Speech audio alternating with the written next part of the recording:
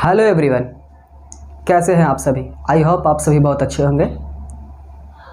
तो बच्चों, हम लोगों ने जो हिंदी व्याकरण का सीरीज स्टार्ट किया था उसमें हम आज पढ़ने वाले हैं शब्द विचार के बारे में। शब्द विचार क्या होता है इसके बारे में, और इससे पहले हम लोगों ने पढ़ लिया है वर्ण विचार के बारे में। अगर आप लोगों ने वर्ण विचार का वीडियो नहीं देखा है तो आप जाकर के हमारे प्लेलिस्ट में देख लेंगे उसे। ठीक है बच्चों, ताकि आपको शब्द विचार अच्छे से समझ में आए।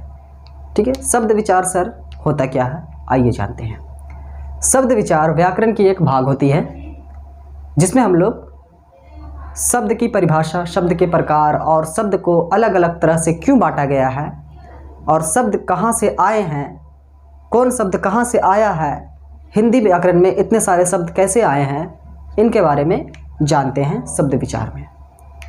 ठीक है बच्चों, तो पहले आइए हम अपने लेक्चर में बढ़ते हैं।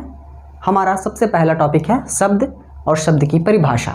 ठीक है, शब्द क्या होता है या शब्द की परिभाषित करिए अगर कोई कहे तो उसका परिभाषा हम कैसे देंगे, आइए देखते हैं अपने बोर्ड पर। शब्द की परिभाषा वर्णों के मेल से बने हुए स्वतंत्र एवं सार्थक ध्वनि समूह को शब्द कहते हैं। स्वतंत्र एवं सार्थक ध्वनि समूह, वर्णों के मेल मतलब कोई वर्ण है, अक्षर है, का खा, हम का खा, ये सब क्या है, वर्ण है। आ ई, ये सब क्या है, एक वर्ण है। ठीक है, और इन्हीं वर्णों के मेल से, इन्हें हम वर्ण को हम अक्षर भी बोलते हैं। ठीक है बच्चों, इन्हीं वर्णों या अक्षरों के मेल से बनने वाले सार्थक ध्वनि, सार्थक मतलब जिसका कोई अर्थ होता हो, सार्थक मतलब जिसका कोई अर्थ होता है। ठीक है, उनके मेल से बने हुए ध्वनि समूह को शब्द कहते हैं। क्लियर? अच्छा बच्चों बताओ, यहाँ पे है का प्लस ला प्लस माँ। ठीक है, यानी कि इन तीनों क्या है, ये तीन हमारे वर्ण हैं और इनसे बना हुआ जो सार्थक ध्वनि समूह बना है वो बना है कलम। कलम एक शब्द है, जो कलम जो होता है उससे हम लोग क्या करते हैं बच्चों, लिखाई करते हैं। ठीक है, ये एक सार्थक शब्द थी, है ना। अब बोल रहा है बच्चों कि सार्थक, सार्थक में अब एक बात बताओ, कलमा कलम होता है। ठीक है, फिर आप लोग का प्लस माँ प्लस ला कर दीजिए तो क्या होगा, कमल होगा। ये एक शब्द है। ठीक है, लेकिन क्या माँ प्लस का प्लस ला, इसको मिलाते हैं तो क्या होगा, मकल। क्या मकल कोई शब्द होता है? नहीं बच्चों, मकल कोई शब्द नहीं होता। ये हमारा सार्थक नहीं है, इसका कोई अर्थ नहीं है। सार्थक मतलब जिसका कोई अर्थ हो। कमल एक फूल होता है, कलम एक लिखने की वस्तु होती है ना। मकल कोई चीज़ नहीं होता है, इसका कोई अर्थ नहीं होता है। ठीक है, इसका कोई सार्थक अर्थ नहीं होता है, यानी सही अर्थ नहीं निकलता है, तो ये हमारा शब्द नहीं होगा। ठीक है बच्चों, आइए देखते हैं अपने अगले टॉपिक को। शब्द की परिभाषा जाने हम लोगों ने, अब जानते हैं शब्दों का वर्गीकरण। बच्चों, शब्दों को चार तरह से वर्गीकृत किया जाता है, यानी चार तरह से शब्द को बांटा गया है और उन चार में भी अलग अलग तरह से बांटे गए हैं। ठीक है, शब्द को जो चार तरह से वर्गीकरण किया गया वो किस तरह से, किस आधार पे किया गया है, ये देखते हैं। सबसे पहले उत्पत्ति के आधार पे, बी में है रचना के आधार पे, सी में है अर्थ के आधार पे और डी में है रूपांतरण के आधार पर। ठीक है, ये उत्पत्ति क्या होती है? उत्पत्ति का मतलब होता है जहां से कोई चीज जन्म लेती हो या फिर जहां से कुछ उत्पन्न होता हो या फिर जहां कोई बनता हो, वो होता है उत्पत्ति। क्लियर? उत्पत्ति के आधार पर बाबू शब्द को चार भागों में बांटा गया है। सबसे पहले तत्सम, तद्भव, देशज, विदेशज। तत्सम शब्द क्या होता है, तद्भव शब्द क्या होता है, देशज शब्द क्या होता है, विदेशज शब्द क्या होता है, इसके हम आगे पढ़ेंगे। ठीक है, उसके बाद आता है रचना के आधार पर। रचना मतलब शब्द को किस तरह से, मतलब दो शब्द को या फिर एक शब्द और एक वर्ण को मिला करके कोई शब्द को बनाया जाता है। ठीक है, उसमें कुछ गुण लाई जाती है, कुछ अवगुण लाए जाते हैं। ठीक है, रचना के आधार पर होता है रूढ़ शब्द, यौगिक और योग रूढ़। अर्थ के आधार पर शब्द। अर्थ के आधार पर शब्द का मतलब कोई शब्द है तो उसका अर्थ क्या होता है इसके हिसाब से भी शब्द को बांटा गया है। वो होता है दो तरह का, एक होता है सार्थक, एक होता है निरार्थक। इसे मैं यहाँ पे एक्सप्लेन कर देता हूँ। सार्थक का मतलब होता है जिसका कोई अर्थ होता है, निरार्थक का मतलब होता है जिसका कोई अर्थ नहीं होता है। सार्थक शब्द जैसे कि कलम हो गया, ठीक है, लेकिन निरार्थक जैसे था मकल, ठीक है। हम लोग व्याकरण में, हिंदी व्याकरण में सार्थक शब्द को ही पढ़ेंगे, निरार्थक शब्द को नहीं पढ़ेंगे। क्यों? क्योंकि इसको व्याकरण में जगह नहीं दी गई है। लेकिन फिर भी निरार्थक शब्द कभी कभी वाक्यों में प्रयोग किए जाते हैं, लेकिन उनका कोई अर्थ नहीं होता है, ठीक है। जैसे हमारे पंजाब के भाई लोग हैं, पंजाबी भाई लोग, वो लोग सार्थक शब्द के साथ साथ निरार्थक शब्द का भी इस्तेमाल करते हैं। जैसे पराठे, सराठे, मेले, वेले, ठीक है, इस तरह से वो इस्तेमाल करते हैं, ठीक है। तो मेले तो एक शब्द है, वेले क्या होता है भाई? तो वेले एक निरार्थक शब्द है, लेकिन वो उसके साथ बोलते हैं, शायद उनको पसंद आता हो या फिर ऐसा बोलने में उनको अच्छा लगता हो, उनकी कल्चरल हो ऐसा, ठीक है। अब आता है रूपांतरण के आधार पर शब्द। अब बाबू रूपांतरण के आधार पर क्या है? यहाँ पर देखो रूपांतरण। रूपांतरण का मतलब होता है रूप का बदलना। रूपांतरण का मतलब होता है रूप का बदलना। इसके हिसाब से शब्द दो तरह के होते हैं, एक होता है विकारी और दूसरा होता है अविकारी। विकारी शब्द में ऐसे शब्द आएंगे जिनके रूप काल, क्रिया, लिंग, वचन के आधार पर बदलते हैं।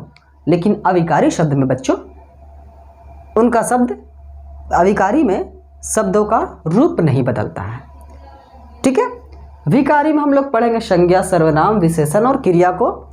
अविकारी में पढ़ेंगे क्रिया, विशेषण, संबंध बोधक, समुच्चय बोधक और विषमयदि बोधक, ठीक है। तो चलो बच्चों, आप लोग इसे नोट्स कर लो, फिर मैं अपने आगे इसे लिख करके आप लोगों को बताता हूँ। चलिए,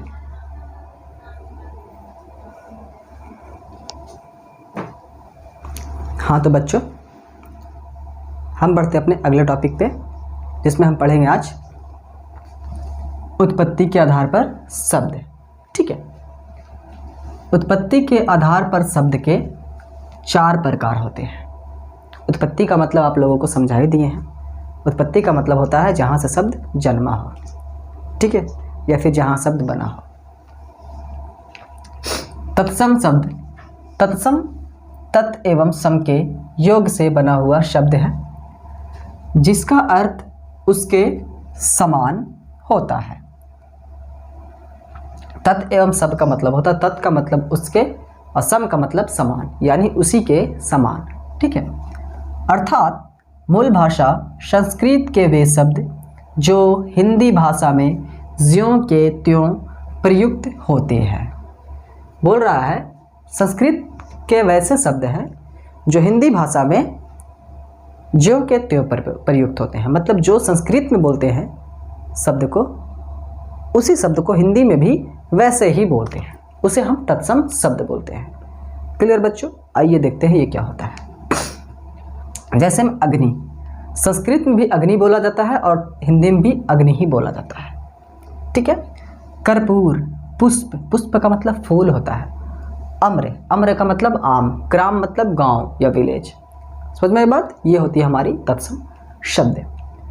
अब आता है हमारा तद्भव शब्द। तद्भव शब्द क्या होता है? मूल भाषा संस्कृत के वे शब्द जिनका हिंदी भाषा में रूप परिवर्तन हो गया हो। संस्कृत भाषा के कुछ ऐसे शब्द होते हैं जिनका हिंदी में जब प्रयोग करते हैं तो उनमें थोड़ी सी चेंजेस आ जाती है, उनमें आकार का या फिर कुछ वर्णों का चेंजेस आ जाते हैं, तो वो होता है हमारा तद्भव शब्द। वो क्या होता है? देखो बाबू, कभी कभी हमने अग्नि का मतलब बोला था आग, ठीक है, तो कभी कभी हिंदी में हम अग्नि भी प्रयोग करते हैं और उसी को संस्कृत में भी अग्नि बोलते हैं, ठीक है। लेकिन बहुत जगह पे लोग अग्नि ना बोल करके हिंदी में आग बोलते हैं, ठीक है। उसी को कर्पूर ना बोल करके कपूर बोलते हैं हिंदी में, ठीक है। वो होता है हमारा तद्भव। आँख होता है, ठीक है, आँख को संस्कृत में नेत्र बोलते हैं, लेकिन वही हिंदी में हम लोग आँख बोलते हैं। बहुत बार हिंदी में नेत्र भी बोला जाता है, ठीक है। तो जहाँ पे नेत्र नहीं बोला जाता है वहाँ पे हम आँख बोलते हैं। जब आँख बोलते हैं तो इसका तात्पर्य ये होता है कि ये हमारे तद्भव शब्द है, ठीक है, हिंदी भाषा में। आम्र ना बोल करके हम लोग आम बोलते हैं, ठीक है, और चंद्र ना बोल करके हम लोग क्या बोलते हैं, चांद बोलते हैं। क्लियर? तो तद्भव शब्द क्या होते हैं, संस्कृत में जो शब्द बोला जाता है उसमें थोड़ी सी चेंजेस आ जाती है मात्रा की, ठीक है, या फिर कुछ वर्णों को हेर फेर किया जाता है जिससे हमारा तद्भव शब्द बनता है। क्लियर? चलो आप लोगों को समझ में आ गया होगा। अब आता है हमारा तीसरा नंबर, देशज शब्द। देशज शब्द देश और जा के योग से बना है जिसका शाब्दिक अर्थ देश में जन्म लेने वाला। शाब्दिक अर्थ मतलब शब्द में उसका अर्थ क्या है, शब्द का अर्थ क्या है, ठीक है।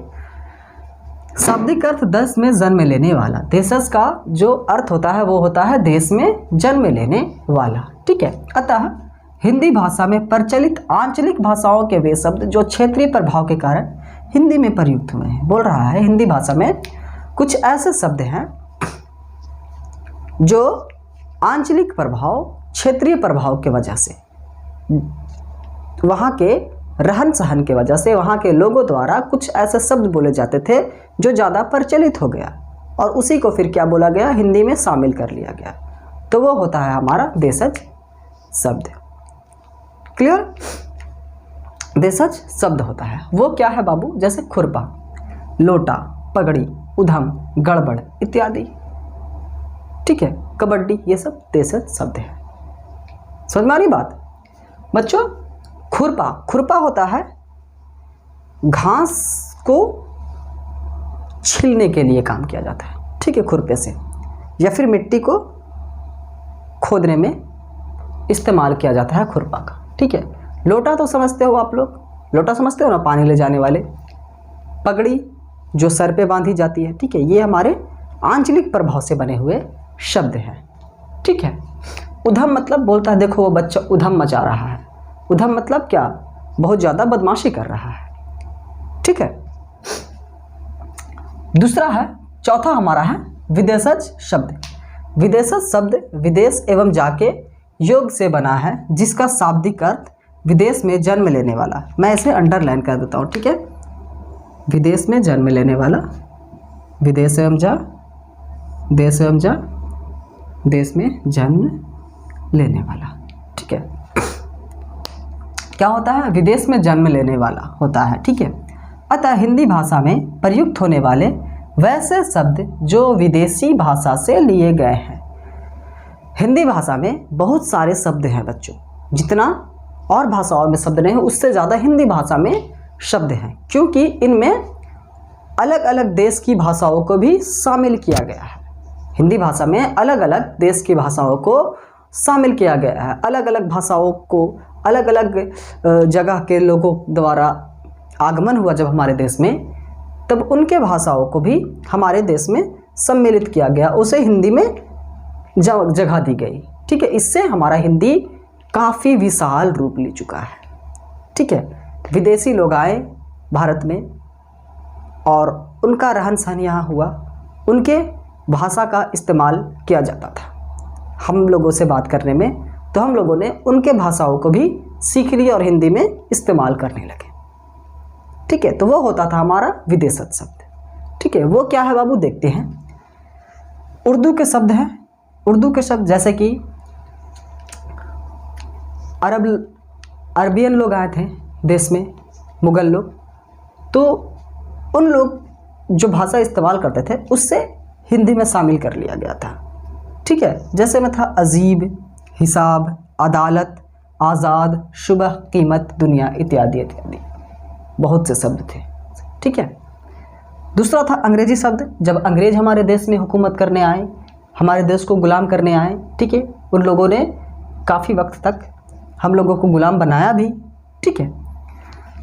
तो उनके कल्चर को समझने के लिए हम लोगों ने क्या किया, अंग्रेजी सीखनी शुरू की, और उनमें से कुछ ऐसे शब्द थे जिसको हम लोगों ने हिंदी में जगह दे दी और हिंदी में उसके शब्द को भी इस्तेमाल करने लगे, ठीक है। जैसे में था चॉकलेट, स्वेटर, सूट, अस्पताल, पाउडर, पेन, फिल्म इत्यादि इत्यादि। ठीक है। फिल्म का हिंदी होता है छवि। फिल्म का हिंदी क्या होता है? छवि। समझ में आई? पुर्तगाली के शब्द, पुर्तगाल लोग भी हमारे देश में आए थे। सबसे पहले पुर्तगाल लोग ही हमारे देश में आए थे। हमारे देश को, भारत का जो खोज किया था वास्को डी गामा, वो एक पुर्तगाली थे। ठीक है। तो वे लोग आए, तो उन लोगों की भी भाषा को हम लोगों ने सीखा और हिंदी में उसे जगह दे दी। ठीक है। तो वो विदेशी शब्द थी, उसे हमने हिंदी में जगह दे दी। तो वो क्या था? विदेशज, विदेश में जन्म लेने वाले शब्द। जैसे में अचार, साबुन, अगस्त, संतरा, पीपा, लबादा, बटन, बाल्टी इत्यादि। पीपा का मतलब होता है डब्बा। ठीक है। आप लोग जब केरोसिन तेल लेने जाते हो या फिर जो पानी वाला एक डब्बा आता है ना, वो होता है, उसे हम पीपा बोलते हैं। पीपा पुर्तगाली शब्द है। ठीक है बच्चों, आप लोग इसका स्क्रीनशॉट ले लीजिए। तो बच्चों, हम लोगों ने आज हिंदी व्याकरण में शब्द विचार के बारे में जाना, शब्द की परिभाषा जाना, शब्दों का वर्गीकरण किया और शब्दों के वर्गीकरण में हम लोगों ने उसका पहला वर्गीकरण पढ़ा, जिसमें हम लोगों ने पढ़ा उत्पत्ति के आधार पर शब्द। किसके बारे में पढ़ा? उत्पत्ति के आधार पर शब्द। उत्पत्ति के आधार पर शब्द जो थे वो 4 थे। उन लोगों को हम लोगों ने आज स्टडी किया, अच्छे से पढ़ा। अगर बच्चों आप लोगों को ये वीडियो समझ में आया हो, ये लेक्चर समझ में आया हो, तो आप अपने दोस्तों के पास शेयर करें ताकि वो भी इनके बारे में जानकारी ले सकते और अच्छे से अच्छे एग्ज़ाम दे सकें। ठीक है बच्चों, थैंक यू सो मच। जय हिंद।